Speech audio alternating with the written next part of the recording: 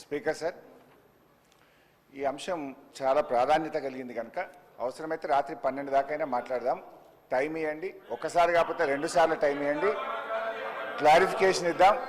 మొన్న కూడా సభ 15 రోజులు జరపాలంటే గౌరవనీయులు ఎలియా మినిస్టర్ గారు రెడీ ఫర్ 15 days అన్నారు. We're ready.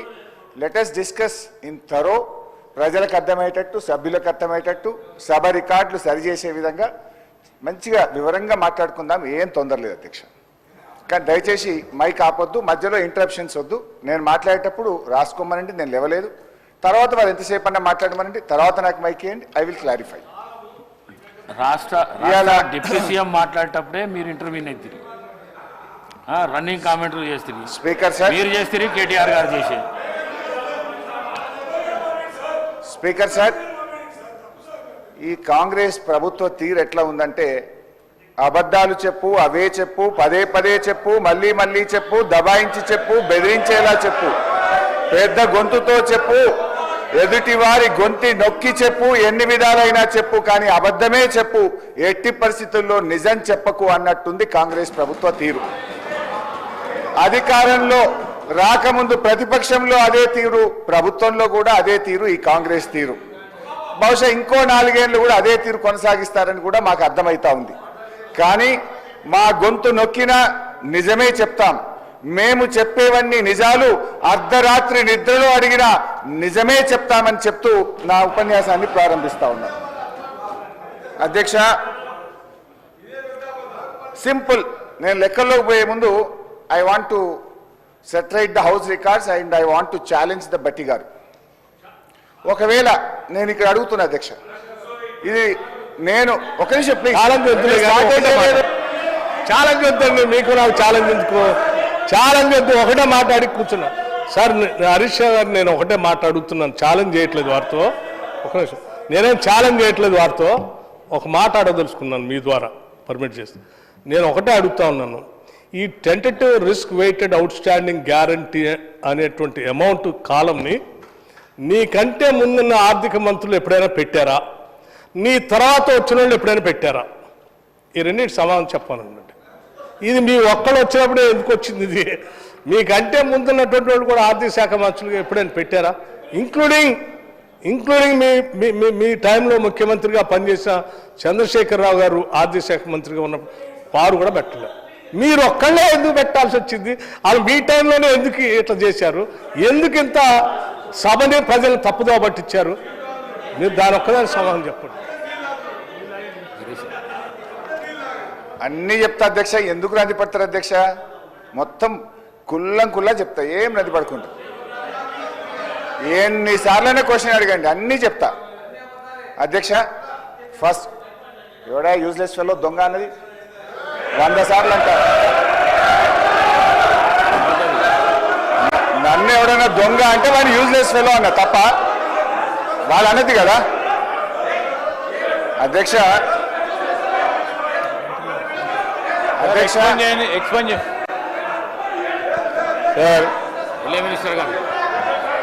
గౌరవనీయులు హరీష్ రావు గారు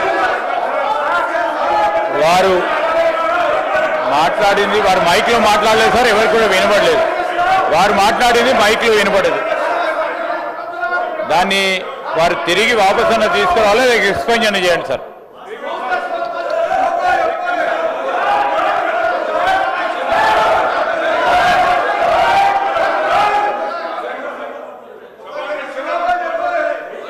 ప్లీజ్ స్పీకర్ సార్, నేను లేచి మాట్లాడుతుంటే అక్కడ నుంచి ఒక గౌరవ సభ్యుడు దొంగ అని నన్ను అన్నాడు. అన్నప్పుడు నేనేమనాలి? అది తప్పైనప్పుడు నేను అన్నది తప్పు. ముందు మరి ఆ దొంగ అని రన్నింగ్ కామెంటరీ చేయడానికి శ్రీధర్ బాబు గారు సమర్థిస్తారా? అందువల్ల అక్కడి నుంచి ఎవరైతే నన్ను రన్నింగ్ కామెంట్ చేసిందో ఆయనను ఉద్దేశించి నేను అన్నా, if you want to expel you can expel both. And Sridhar Babu should say, వాళ్ళకు కూడా చెప్పాలి అట్లా కామెంట్ చేయొద్దని. హరీష్ రావు గారు మాట్లాడిన మాటలు నేను అన్నోన్లీ అన్నా, అనకపోతే లేదు. నన్ను ఎవరన్నా అంటే వాడిని నేను అన్నా, అనకపోతే లేదు. రైట్ అధ్యక్ష. గౌరవనీయులు తొలగించేసి బట్టి విక్రమార్క గారు చెప్పిన దాన్నే చెప్తూ అబద్ధాలని చెప్పే ప్రయత్నం చేశారు. బట్టి విక్రమార్క గారు మాట్లాడుతూ ఫామ్ వినాలి సార్. సార్ శ్రీధర్ బాబు గారు కూర్చో, నేను విడ్రా చేసుకున్నా కదా, ఇంకేంటి? దొంగ అనే పదాన్ని ఎక్స్ప్లెయిన్ చేయండి, యూజ్లెస్ ఫెలో అనే పదాన్ని ఎక్స్ప్లెయిన్ చేయండి, నాకు ఇబ్బంది లేదు. దాన్ని ఆస్ దెమ్ టు సిట్ డౌన్. నేను విత్డ్రా చేసేసినది. అట్లా ఇయ్యారు సార్, మినిస్టర్కి ఇస్తారు. మీరు మినిస్టర్ ఇంకా రాజగోపాల్ రెడ్డి గారు, నువ్వు హోమ్ మినిస్టర్ ఇంకా ఇస్తారులే, నీకు మైక్ ఇప్పుడు ఎలిజిబిలిటీ లేదు, కూర్చోండి దయచేసి. మీరు హోమ్ మినిస్టర్ కావాలి రాజగోపాల్ రెడ్డి గారు, కూర్చోండి. I wish you should become home minister, please sit down. Sir speaker sir, సభను ఆర్డర్లో పెట్టని మాట్లాడండి sir. Ask them to sit down please. Please కూర్చోండి ప్లీజ్. సార్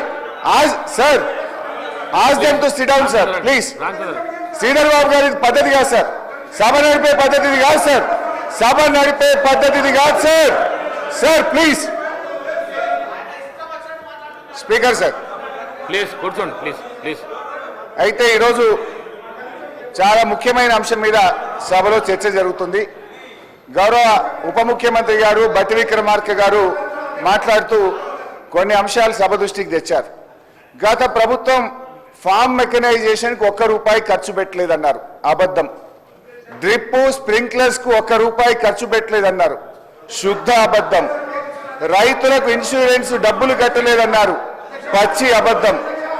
అదేవిధంగా మెస్ ఛార్జీలు పెంచలేదు అని చెప్పారు, అది ఇంకా పెద్ద అబద్ధం. అధ్యక్ష, ఆస్తులు అమ్మలేదు అని చెప్పారు. అధ్యక్ష హరీష్ రావు గారు ఒక్క నిమిషం. అంత సీనియర్ సభ్యుడు ఎల్ఏ మినిస్టర్గా పనిచేసిన అంటుండు. నాకు వ్యక్తిగతంగా దగ్గర మిత్రుడు, అది వేరే విషయం, పక్కన పెడదాం. కానీ ఆన్ రికార్డ్ మైక్లో ఒక సభ్యుని యూజెస్ ఫెలో అనేది ఏంది అధ్యక్ష? అంటే మీరు ఏంది అంటే మీరు ఈ అసెంబ్లీ తెలంగాణ ఇచ్చిన కాంగ్రెస్ పార్టీ ప్రజలు ఆశీర్వదించి మీ ప్రభుత్వాన్ని చక్కగా ముఖ్యమంత్రి గారి నాయకత్వంలో మా డిప్యూటీ సీఎం నాయకుడు మంచి పనులు చేస్తుంటే మీకు జీర్ణించుకోలేదు. ఏం మాట్లాడాలి? అరే ప్రజలు వింటున్నారు అధ్యక్ష, తెలంగాణ ప్రజలు కొట్లాడిన తెలంగాణ రాష్ట్రం తెచ్చుకున్నది ఆత్మగౌరవం కోసం. అటువంటి ఆత్మగౌరవం కోసం ఆంధ్ర ప్రజలు, ఈ తెలంగాణ ప్రజలు తెలంగాణ రాష్ట్రాన్ని నడపలేరు ఉన్నారు. కానీ ఈరోజు మీరు ఏమనుకున్నారు? మీరే పర్మనెంట్, ఇక మీరు ఎవరు రారనుకున్నారు. తెలంగాణ ప్రజలు ఆశీర్వదిస్తే కాంగ్రెస్ పార్టీ వచ్చింది. అసలు వీళ్ళు ప్రభుత్వాన్ని నడపలేదు అనుకున్నారు. బ్రహ్మాండంగా ప్రభుత్వం నడిపి కాంగ్రెస్ పార్టీ ముఖ్యమంత్రి గారి నాయకత్వంలో బ్రహ్మాండంగా మంచి పనులు చేస్తుంటే జీర్ణించుకోలేక అసహనంతో ఒక సభ్యుని పట్టుకొని యూజ్లెస్ ఫెలో అని అంటున్నా అంటే క్షమాపణ చెప్పాలి అధ్యక్ష, క్షమాపణ చెప్పాలి అధ్యక్ష. ఇది చాలా అన్యాయం. ఎందుకంటే ఈ సభ గౌరవాన్ని ఒక సీనియర్ సభ్యుడు ఆ విధంగా సభ్యులు ఉద్దేశించి మాట్లాడుతుంటే తెలంగాణ కోసం పోరాడింది మీరు ఒక్కరు అనుకుంటే తెలంగాణ రాలే.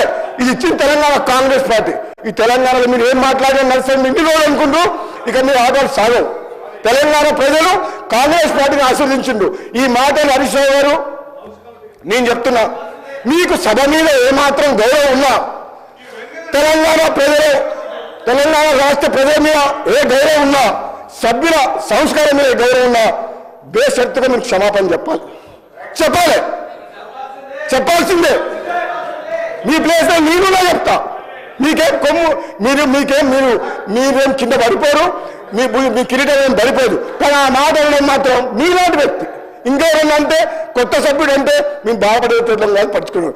కానీ హరీష్ రావు గారు అంటే ఉద్యమకారుడు, మంచి పేరుంది, మీరందరం కూడా గౌరవిస్తాం. ఏం భాష అధ్యక్ష?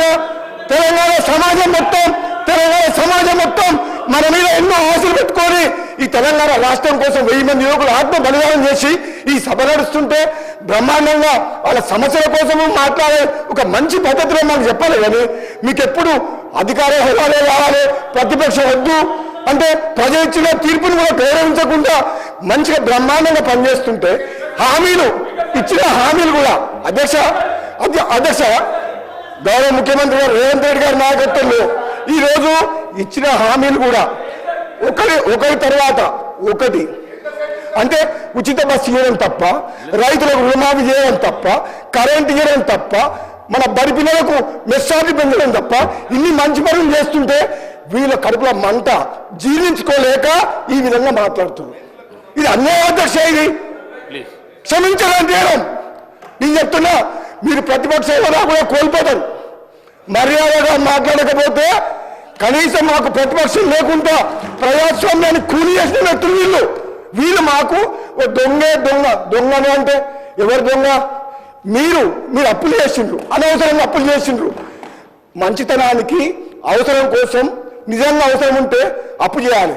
ఒక హైదరాబాద్తో కూడిన తెలంగాణ కాంగ్రెస్ పార్టీ సోనియా గాంధీ ఇస్తే ఇది అప్పులిచ్చే రాష్ట్రం. ఒక అధ్యక్ష ఒక నిమిషం, ఇది హైదరాబాద్తో కూడిన తెలంగాణ అంటే మిగతా రాష్ట్రాలకు అప్పులిచ్చే రాష్ట్రాన్ని అప్పుల పాలు చేసి అడుక్కునేటట్టు చేసి సర్పంచులకు బిల్లులు చేయలేని దౌర్భాగ్యులు.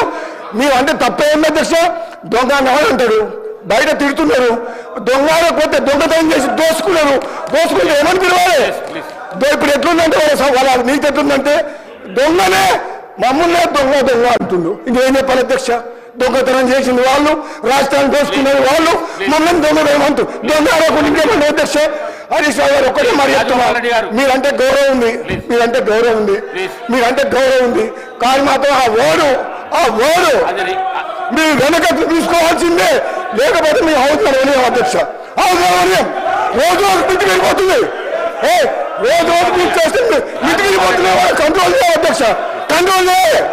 వాళ్ళు రోజు ఏమనుకుంటున్నావు? మేము భయపడతాం అనుకుంటున్నా? మేము భయపడతావా? వాళ్ళు భయపడతావా?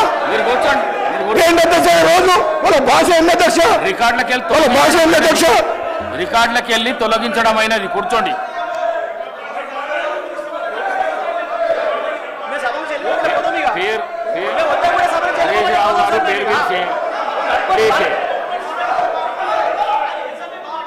చలో చలో